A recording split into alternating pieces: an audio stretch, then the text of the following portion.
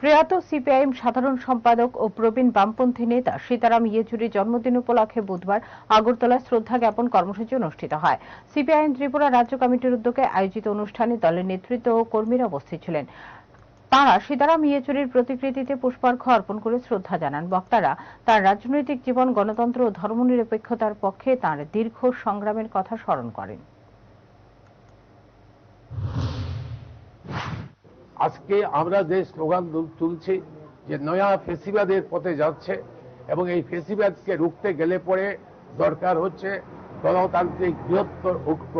শুধু কমিউনিস্টরাই পারবে না, গণতান্ত্রিক বৃহত্তর ঐক্যই একমাত্র চ্যালেঞ্জ করতে পারে নয়া ফেসিবাদী প্রবণতাকে।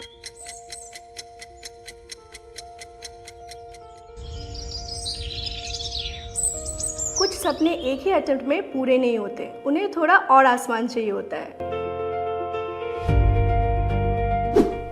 इस बार मैं मार्क्स के लिए नहीं, अपनी असली ताकत दिखाने के लिए पढ़ रहा हूँ। आकाश इंस्टीट्यूट अगरतला का रिपीटर्स बैच, नए जज्बे, नए स्ट्रैटेजी और एक स्ट्रॉन्ग कमबैक के लिए।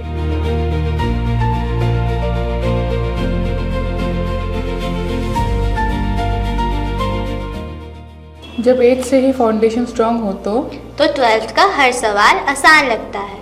यहाँ सिर्फ सिलेबस नहीं, एक नया नजरिया मिलता है।